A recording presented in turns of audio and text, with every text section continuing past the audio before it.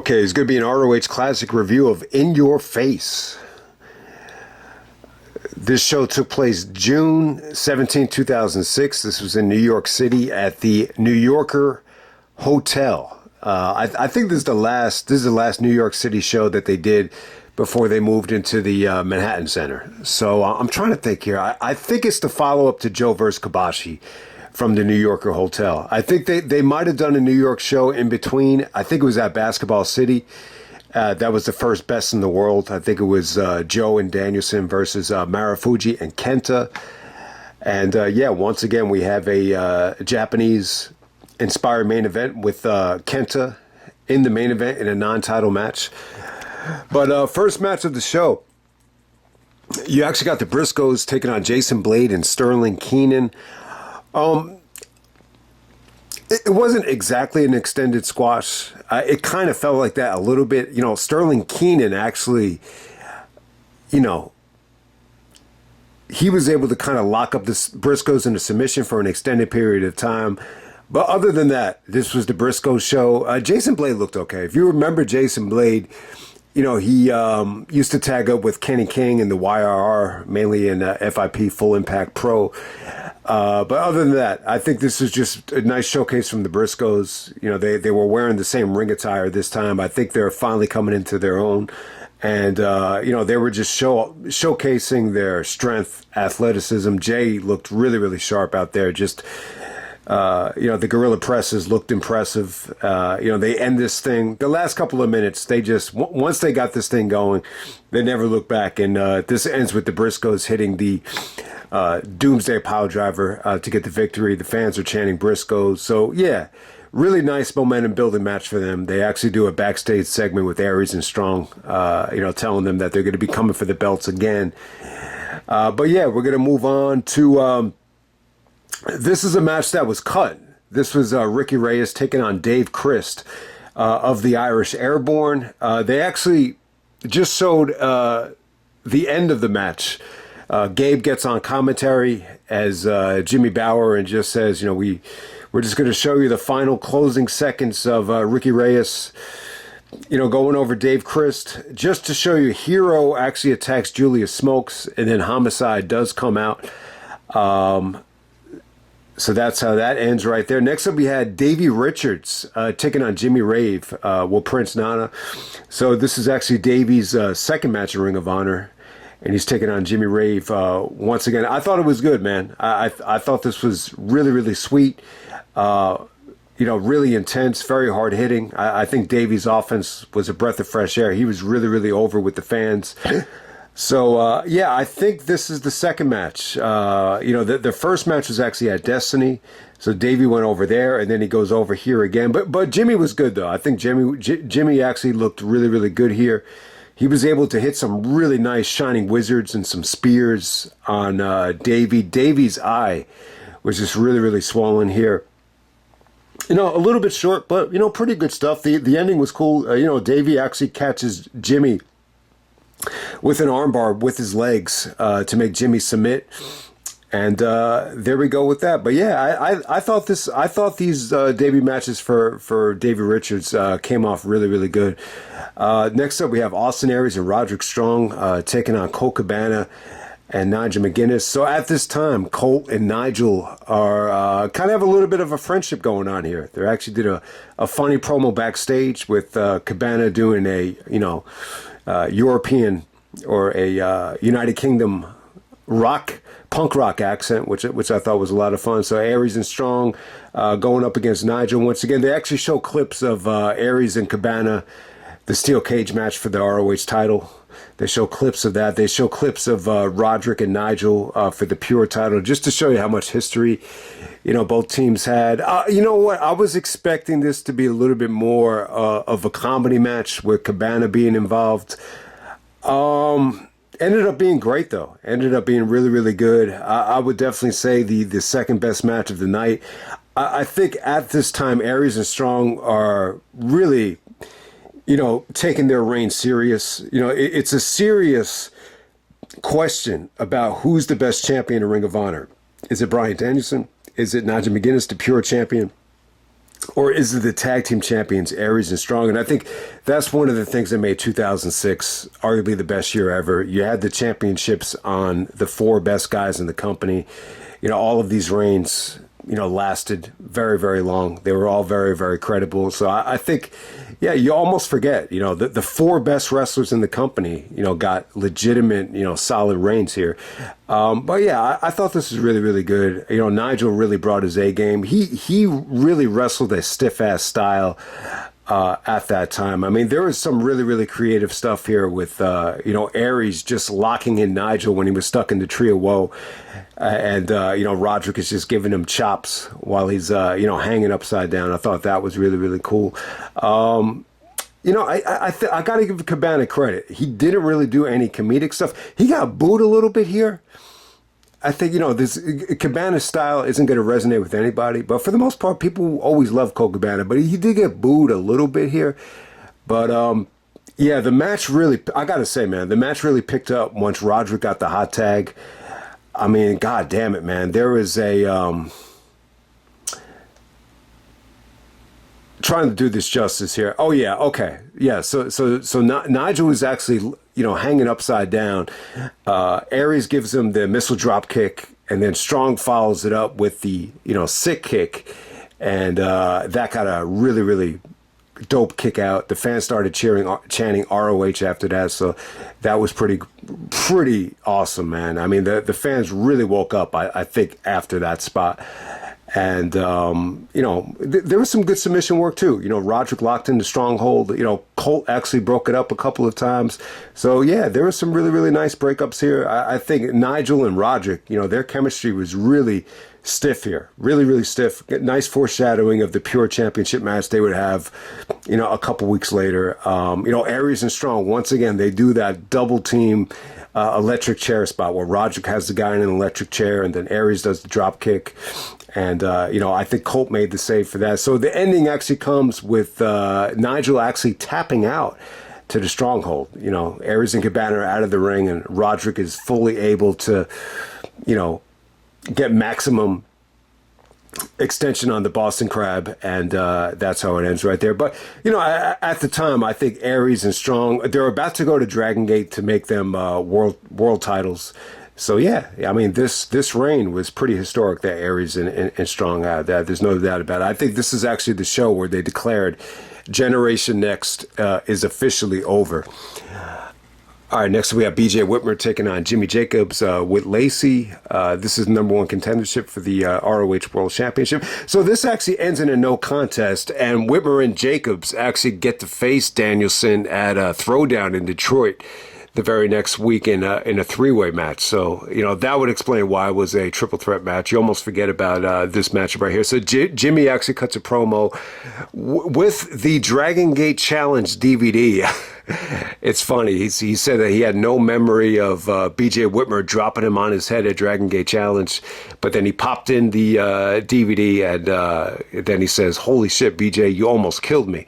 You almost took away my dreams. And, what would have happened to Lacey and our future kids if you had, killed me? Because you came, a couple inches away from killing me at Dragon Gate Challenge." I mean, that Dragon Gate Challenge spot, I think BJ actually powerbombed him off the top rope and, Jimmy's head actually hit the edge of the ring apron. It is crazy. And they followed up here with another insane spot. I thought the match was going well. I love Jimmy and BJ. I think their matches were always great. Obviously, all of their matches are going to be overshadowed by their steel cage match from Supercard of Honor 2. But yeah, these matches in 2006 were pretty damn good. Lacey was at ringside. They're actually chanting "pussy whipped" to Jimmy. And obviously he was. He's probably the most pussy whipped character in Ring of Honor history over this whole Jimmy Loves Lacey stuff, which lasted for years. It's funny. BJ actually gets his hands on Lacey and actually kisses her here. Lacey starts throwing a fit, and the match ends when BJ actually power bombs Jimmy off the top turnbuckle into the crowd. And if you notice, maybe you wouldn't be able to notice this at the time, but most of the guys that BJ power bombs Jimmy to are guys from the ROH wrestling school, like guys like Bobby Dempsey, Sugarfoot. I think Red Titus, before anyone knew who he was, is out there. So It's pretty cool looking back on it. You know, it was an incredible spot. I mean, really was. Even though the fans are planted out there, it's still, you know, pretty damn risky. So another must see BJ Whitmer and Jimmy Jacobs match, an essential part of the feud, I would say, no doubt about it. Next up, we have the ROH top of the trophy class. Top of the class trophy, we got Shane Hagadorn taking on Mitch Franklin. So Shane defeats Mitch in a couple of minutes. I gotta say, you know, hey, listen, you know, Shane was a pretty well-trained wrestler. I thought the finish was actually pretty damn well executed. I didn't think it was bad. So Shane over Mitch Franklin. I'm not sure if these guys were trained by Punk or Aries, maybe a combination of both. But you know, you'll always remember Shane for being more of a manager with the American Wolves. So shout out to Shane Hagadorn. Definitely check it out if you haven't seen it yet. Next up, we have Adam Pearce taking on Claudio Castagnoli. Yeah, so Pearce comes out there. He's, you know, cutting a promo, talking about Cage of Death coming up at Death Before Dishonor. And then Claudio comes out. Yeah, I think the match between Pearce and Claudio, it was okay. Claudio got a lot of heat. You know, he's a traitor at the time. When Pearce comes out, they chant ROH because, you know, he really is representing the company. He's almost like, you know, him and Jim Cornette and BJ, especially Pearce. He really is like almost like the leader of Ring of Honor at this time in this CZW feud. You know, at the time, I felt like Claudio was a completely different person. You know, he was a little bit erratic. You know, he had a reputation for like getting into fights with fans. You know, he couldn't speak English that well, but yeah, he was a little bit of a hothead. But, you know, him with the long hair and the goatee, it almost felt like a different person out there. I mean, the match was going along pretty good. You know, Pearce actually looked good out there. You know, he was giving, you know, Claudio some nice, you know, gut wrench suplexes. You know, there was some good stuff here. I thought it was going fine. But then Hero comes out and, you know, Hero and Claudio start beating up on Pearce. Hero is, you know, cutting a very, very nice little heel promo, talking about how, you know who I am? I'm Chris Hero. That's who. So, yeah, Hero got a lot of heat, as usual. But when I was thinking about it, man, this is really the only year in 2006 where I feel like the fans really hated Hero. I don't think they really ever hated Hero once the CZW stuff died down. I just think he was too entertaining. But yeah, just an interesting side note. This might have been the first time Chris Hero and Bobby Dempsey ever crossed paths on a Ring of Honor show. There's a sequence here. It might have been earlier on where they try to escort Hero away and break him up from Homicide. So yeah, that might have been the first time Bobby Dempsey and Chris Hero crossed paths. You got to be a diehard Ring of Honor fan to even, you know, remember that stuff. But it is pretty interesting, especially if you were there in New York City during Bobby Dempsey's, you know, heyday, when he was the most over guy in the building for, you know, whatever the fuck reason. So yeah. All right, so that leads to an impromptu match between Homicide and Hero. When Homicide came out, you know, the fans exploded. And they had already seen him before. But yeah, Kill Bill music hits. Mix it in there with Beanie Siegel's The Truth. And he's taking on Hero. Oh, my God. 23 minutes and 9 seconds. I knew it was long. I didn't think it was that long. Jesus Christ, man. This is long as hell between Homicide and Hero. Yeah, I mean, pretty interesting matchup. I thought it was really, really good. I wouldn't say this was great. Almost great. It's borderline, almost 4 stars. It's cool that they did Homicide and Hero. I totally forgot that they even had a singles match, you know, before Homicide was, you know, pulled from ROH. But, you know, it was really, really good, man. You know, Hero, you know, was in his element here. It really felt like they were allowed to wrestle. I mean, this pretty much has CZW rules. You almost forget that they brought a table into the ring. You know, Hero did a running power bomb to Homicide while the table was set up by the turnbuckle. So it was kind of like hanging down on a slant. He powerbombed Homicide through that. So it did have some pretty nasty spots. But for the most part, I thought it featured some good wrestling. It featured, you know, Homicide just hitting some really nice ace crushers, some really good lariats. You know, Hero countered some of Homicide's lariats into some really nice cravats. So it featured a nice mix of wrestling and some crazy stuff from Hero. Hero had a lot of nice moves here. The transition into the scoop slam came off great. And yeah, the ending came off sweet too. Homicide's able to fight off the cravat and hit Hero with another, nasty looking lariat. So Homicide gets the victory here. He cuts a promo on CZW, and he cuts a promo basically telling everybody that he's the MVP of 2006, which, if you want to say that Homicide's the MVP of 2003, that's fine. But, 2006, that's, that's a tall order. I mean, to say that anybody's the MVP other than Bryan Danielson will be sacrilege, obviously. But he's basically cutting a promo on Carrie Silken and Gabe. He mentioned somebody else, too, telling them that, this is the year of Homicide and he wants his ROH title shot by the end of the year. It's almost like a spoiler right there. So, I don't know how to feel about this. When you look back at 2006, it's such a great year. But, is the year a little bit tainted? Like, if you know that Homicide is going to win the belt, like in the summertime? Because when you watch it like this, it almost feels like he was penciled in to win the ROH World title at Final Battle 2006. I know a lot of people hate Homicide becoming ROH champion. But, hey, maybe if Danielson never got injured, maybe it doesn't happen. Who knows? But yeah, I would say at this point, Homicide joining the ROH team in the CZW feud really kind of gave the feud some new life heading into Death Before Dishonor. No doubt about it. Next up, we have KENTA, Samoa Joe, and Bryan Danielson. So Bryan Danielson defends the title here. This is a non-title match. The Ring of Honor Championship is not on the line. So you see what's coming here. Because of that, you can see this coming a mile away.